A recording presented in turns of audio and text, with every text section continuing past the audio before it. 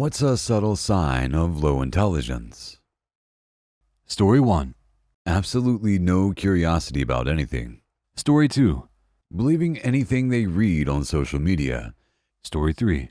People who confuse their opinions with facts. Story 4. The inability or unwillingness to change one's opinion when confronted with new information.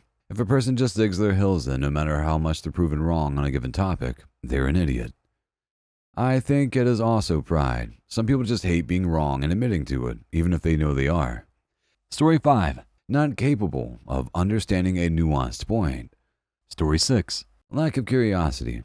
Have you ever had to train or work with someone who just has no desire to know anything beyond what you're telling them or the why behind what they're doing?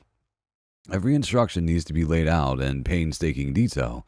If an issue arises, there's no desire to understand why or attempt to fix it. They just err out and stand there waiting for instruction. It's like programming a computer, but the computer is just a human potato. Story 7. Inability to see from another perspective. I'm an engineer and I worked with a seemingly backwoods older guy, late 50s, couldn't use Excel for shit, read the Drudge Report every morning, in oil and gas. Like literally one of the first things he said to me was, "So, what do you think of the gays? LOL. I'm Indian, and was like, oh, great, here we go. He started talking about my culture and the Browns and stuff, but eventually I realized he was genuinely curious, but he just didn't know how to present his questions more respectfully. Once I realized he was just trying to learn in his own way, I warmed up to him and we became friends. Yeah, he would randomly drop lines where I'd laugh and be like, dude, you can't say shit like that. But he was inherently a good person. Took good care of his family, tried giving me fatherly advice since I'm close to his son's age, shit like that. I guess the best way to describe him would be innocently ignorant. Like he literally didn't know he was being racist or sexist or whatever. But he started checking himself when myself or our colleagues would say something to him. Worked with him for 8 years and have never had a problem. Sometimes people are just not self-aware enough, but most of the time they are just assholes.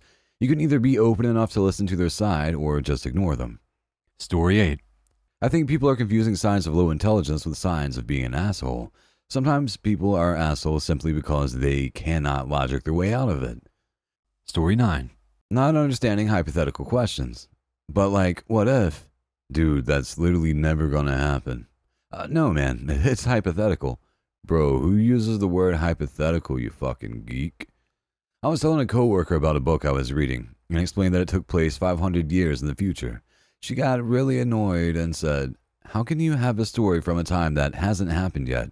We don't even know what the world will be like in 500 years. I was genuinely speechless. That's the whole point of a fictional story. I still remember asking the question in a physics class, what if we had a tunnel with vacuum that could cross the earth? What would happen to somebody that would fall in it? And being criticized by some colleagues that get supported by the teacher because they said, there is the Earth's core, this can't happen.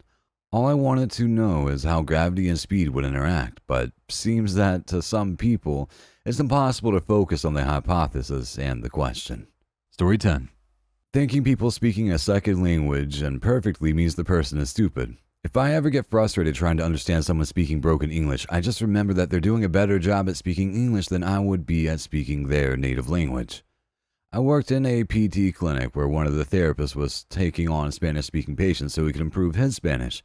He wasn't great, but he was definitely improving. It also allowed him to widen his patient list so he could be more valuable to the team. The other non-Spanish-speaking therapists were making fun of him. It boggled my mind. Story 11. Thinking their opinion or perspective is also everyone else's. Thinking no one does that because they don't do that. Everyone puts their cereal at the top of the pantry. That's just where it goes. My sister. Yeah, not me. I thought this too for many years. About 10 years ago, I learned that this is a trait that many people with autism spectrum disorder. For many people with ASD, they simply cannot fathom that someone would not like the same things they like and keep things in the same places. It's not an intelligence issue for them. It's the way that the brain works. There was a light bulb moment for me as a parent to an autistic kid. I remember thinking, everyone thinks differently, is something I say often. I don't know why you're mad because I don't have the same thoughts. Story 12. Not understanding analogies very well. Yeah, it's like when you tell someone an analogy and they don't get it. Let's say this rock is a seed and...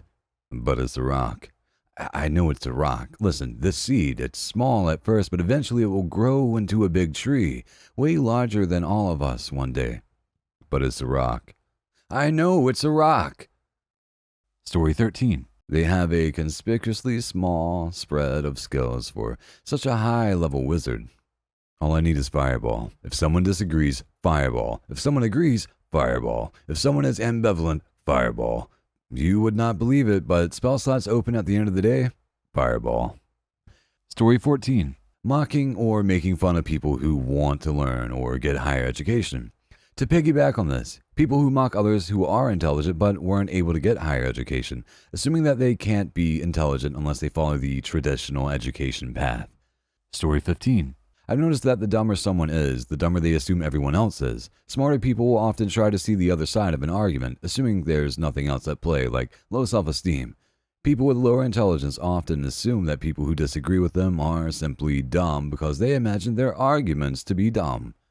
Likewise, people that lie, steal, cheat, etc. also tend to assume everyone else does or would, given the chance.